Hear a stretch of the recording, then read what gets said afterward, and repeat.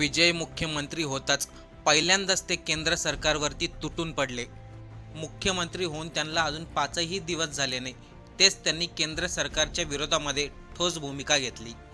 एकीकडे विधानसभेमध्ये विजय यांनी बहुमत मोठ्या प्रमाणात सिद्ध करून दाखवलं, तर दुसरीकडे देशातील लाखो विद्यार्थ्यांच्या भविष्यावरती पुन्हा एकदा प्रश्न निर्माण झालाय. विजय नेमकं भाजप सरकारवरती का तुटून पडले, नेमकं काय घडलंय, चला सविस्तर आपण या आजच्या व्हिडिओमधून जाणून घेऊ. चॅनलवरती नवीन असाल तर सबस्क्राईब करायला विसरू नका. बघा, कालच विधानसभेमध्ये विजय यांच्या TVK पक्षाने बहुमत सिद्ध केलं. त्यामुळे त्यांच्या पक्षातील सर्व कार्यकर्ते आनंदात आहे, जल्लोष साजरा करतायत. सर्वांना वाटलं आता विजय काही दिवस शांत राहतील, पण तसं झालं नाही. या उलट त्यांनी थेट केंद्र सरकारवरती आणि देशातील परीक्षा व्यवस्थेवरती हल्ला चढवला. त्यानंतर सोशल मीडिया, राजकीय वर्तुळात आणि विद्यार्थ्यांमध्ये मोठी चर्चा सुरू झाली. कारण की विजय यांनी असा एक मुद्दा उचलला जो थेट देशामधील 22 लाख विद्यार्थ्यांशी निगडीत आहे. तो म्हणजे नीट परीक्षा. देशातील लाखो विद्यार्थ्यांचं डॉक्टर होण्याचं स्वप्न. आता यामध्ये आत्ताच मुख्यमंत्री झालेल्या विजय यांनी नेमकं असं काय केलंय ते पाहू.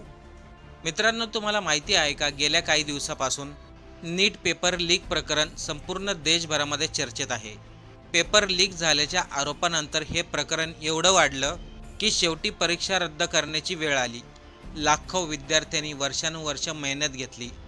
अनेक विद्यार्थ्यांनी घरापासून दूर राहून कोचिंग घेतली. आई वडिलांनी मुलांसाठी लाखो रुपये खर्च केले आणि शेवटी परीक्षा दिल्यानंतर काही दिवसातच त्यांना सांगितलं जातं ही परीक्षा पुन्हा द्यावी लागू शकते. या कारणामुळे विद्यार्थ्यांमध्ये प्रचंड संताप आहे.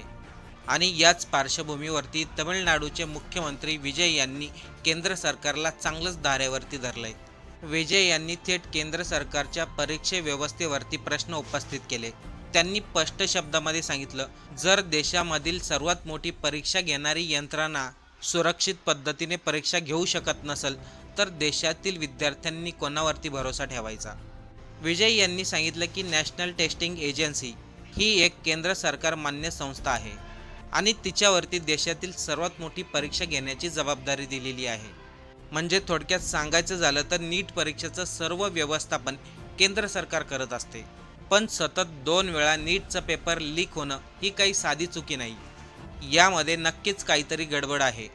पुढे मुख्यमंत्री विजय म्हणतात, 2024मध्ये देखील नीटचे पेपर लीक झाल्याचे आरोप झाले. त्यावेळेस अनेक राज्यांमध्ये FIR देखील दाखल झाले होते. त्यावेळेस नीट पेपर लीकचं प्रकरण हे CBIकडे देण्यात आलं. त्यानंतर हा मुद्दा सुप्रीम कोर्टातही गेला. त्यासाठी केंद्र सरकारने मोठी एक्सपर्ट समिती देखील स्थापन केली. पुढे विजय म्हणतात, ती काही साधीसुधी कमिटी नव्हती, कारण की त्या कम्युनिटीचं नेतृत्व इस्रोचे माजी डॉक्टर राधाकृष्ण करत होते. विजय यांनी सांगितलं की इतक्या मोठ्या तज्ज्ञ समितीने 95 प्रकारच्या महत्त्वाच्या सुधारणा सुचवल्या होत्या. परीक्षा प्रणाली सुरक्षित आणि अधिक पारदर्शक कशी करायची याबाबत अनेक शिफारशी करण्यात आल्या. पण एवढं सर्व होऊनही 2 वर्षापूर्वी पेपर लीक होतो. याचा अर्थ ही समस्या फक्त वरवरची नाही तर व्यवस्थेच्या आतमध्ये खोलवरती आहे. आणि इथूनच विजय यांनी अतिशय गंभीर मुद्दा मांडला. त्यांनी सांगितलं की तमिळनाडू सरकार सुरुवातीपासूनच या नीट परीक्षेला विरोध करत आहे. कारण की या परीक्षेमुळे ग्रामीण भागातील गरीब कुटुंबामधील सरकारी शाळेमध्ये शिकणाऱ्या आणि आर्थिकदृष्ट्या दुर्बळ असणाऱ्या विद्यार्थ्यांवरती अन्याय होतोय. पुढे मुख्यमंत्री विजय म्हटले, नीट परीक्षा ही फक्त आता श्रीमंतांची परीक्षा बनली आहे. इथे गरिबांच्या मुलांना स्थान नाही. अगोदरसारखं या परीक्षेमध्ये आता महत्त्व राहिलं नाही. कारण की आजकाल कोणताही पालक आपल्या मुलाला पास करण्यासाठी लाखो रुपये देतात. महागडे कोचिंग क्लासेस लावतात, लाखो रुपयांची फीज भरतात. मोठ्या शहरांमध्ये राहावं लागतं, अभ्यासासाठी वेगळं वातावरण लागतं. त्याच जागेवरती एक गरीब शेतकऱ्याचा मुलगा, एखाद्या छोट्या गावातील विद्यार्थी, सरकारी शाळेमध्ये शिकणारा मुलगा, त्यांना हे सर्व कसं काय परवडणार. विजय यांनी केंद्र सरकारला सुनावलं, ही सर्व चुकी त्यांची आहे. कारण की त्यांच्यामध्येच अशी काही लोक आहेत जी स्वतः पेपर लीक करतात. त्यामुळं त्यांचं म्हणणं आहे, नीट परीक्षा न घेता ज्या विद्यार्थ्यांना 12वीमध्ये चांगले गुण मिळाले आहेत त्या विद्यार्थ्यांना वैद्यकीय क्षेत्रात प्रवेश द्यावा. त्यांनी असंही सांगितलं, देशामधील 22 लाख विद्यार्थ्यांमध्ये तमिळनाडूमधील हजारो विद्यार्थी ही परीक्षा देतात आणि त्यांचं भविष्यही आता धोक्यात आहे. मी तमिळनाडूचा मुख्यमंत्री या नात्याने मला विद्यार्थ्यांवरती आता लक्ष ठेवणं गरजेचं आहे. विजय यांच्या या वक्तव्यानंतर सोशल मीडियावरती प्रचंड प्रतिक्रिया उमटू लागल्या। विशेष म्हणजे विद्यार्थी आणि मध्यमवर्गीय कुटुंबातील लोकांनी विजय यांच्या या वक्तव्याला पाठिंबा दिला। कारण की वास्तव्य हे आहे, नीट परीक्षा ही फक्त आता अभ्यासाची राहिली नाही, तर ती फक्त पैशावाल्यांची परीक्षा बनली आहे। एवढंच नाही तर विजय यांनी अतिशय धक्कादायक असा खुलासा केलाय, पेपर लीक कोणामुळे झाला, तो व्यक्ती कोण। जर आपण कधी नीटची तयारी करणाऱ्या मुलांचं आयुष्य जर जवळून पाहिलं ना, आपल्या अंगावरती काटा येईल। हे विद्यार्थी अक्षरशः 2-2 वर्ष स्वतःला या जगापासून वेगळं ठेवतात। मोबाईल नाही, टीव्ही नाही, मित्र नाही, फिरणं नाही, त्यांच्या डोक्यामध्ये असतो तो फक्त अभ्यास। रात्रभर जागून अभ्यास करणारी मुलं तुम्हीही पाहिली असतील, पण हा ताण फक्त त्या विद्यार्थीवरती नसतो, संपूर्ण कुटुंब त्या ताणामधून जात असतं। आणि अशा परिस्थितीमध्ये पेपर झाल्यावर सांगितलं जातं, नीटचा पेपर लीक झाला, परीक्षा पुन्हा होणार।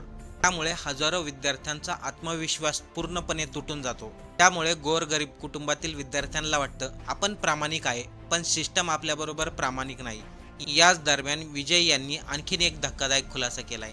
राजस्थानचे माजी मुख्यमंत्री यांनी सोशल मीडियावरती एक फोटो शेअर केला आणि त्यानंतर राजकारणात खळबळ उडाली। त्या फोटोमध्ये दिसणाऱ्या व्यक्तीचं नाव आहे दिनेश बिनवाल। राजस्थानच्या माजी मुख्यमंत्र्यांनी आरोप केलाय, दिनेश बिनवाल हा व्यक्ती नीट पेपर लीक प्रकरणातील मुख्य आरोपी आहे आणि त्या व्यक्तीचे संबंध भाजप पक्षाशी आहे। त्यांनी दावा केला की दिनेश बिनवाल या व्यक्तीचे अनेक भाजप नेत्यांबरोबर फोटो आहेत, पोस्टर आहेत आणि तो भाजपचा पदाधिकारी असल्याचंही दिसतंय। यानंतर विरोधकांनी केंद्र सरकारला प्रश्न विचारण्यास सुरुवात केली। राजस्थानच्या माजी मुख्यमंत्र्यांनी आरोप केला, जर नीट पेपर लीक करणाऱ्या आरोपीचे संबंध सत्ताधारी पक्षातील लोकांशी असतील, म्हणूनच सुरुवातीला पोलिसांनी त्या व्यक्तीविरोधात FIR दाखल करण्यामध्ये टाळाटाळ केली। त्यांनी दावा केला की पेपर लीक होण्याची माहिती ही कोणत्या संस्थेने दिलेली नाही, तर स्वतः विद्यार्थ्यांनी दिली आहे आणि तेव्हा जाऊन केंद्र सरकारला कळालंय पेपर लीक झालाय। पण एवढं सारं होऊन देखील पोलिसांनी तक्रार घेण्यास नकार दिला। एवढंच नाही तर मुख्यमंत्री विजय यांनी पुढे आणखीन एक माहिती दिली। गुरुग्राममधील एका गँगकडून जयपूरमधील काही लोकांनी मोठ्या पैशामध्ये पेपर विकत घेतला आणि पुढे तो राजस्थानच्या विद्यार्थ्यांपर्यंत पोहोचवला गेला। त्यावरती विरोधकांनी प्रश्न विचारायला सुरुवात केली, जर एवढ्या मोठ्या प्रमाणामध्ये पेपर विक्री आणि त्याचे व्यवहार सुरू होते, तर पोलीस प्रशासनाला अगोदर माहिती कशी मिळाली नाही। एवढंच नाही तर विद्यार्थ्यांना 1 महिना अगोदरच पेपर मिळू शकतो असा देखील मेसेज व्हायरल होतोय। विचार करा, जर एखाद्याला 1 महिना अगोदरच पेपर मिळत असेल, तर यंत्रणा अजून शांत का बसलेली आहे।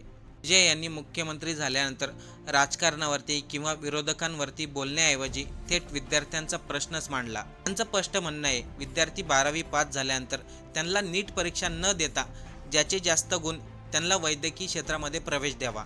कदाचित त्यांच्या म्हणण्याप्रमाणे होणार नाही, पण तरी देखील त्यांना मुख्यमंत्री होऊन अजून 5ही दिवस झाले नाही, तेच त्यांनी विद्यार्थ्यांचा मोठा प्रश्न मांडलाय। नीटचा पेपर लीक होणं, विजय यांनी मांडलेले काही प्रश्न, या सर्वांबद्दल आपल्याला काय वाटतंय? या पाठीमागे नेमकं काय कनेक्शन असू शकतंय? आपलं जे काही मत आहे ते कमेंट करून नक्की सांगा।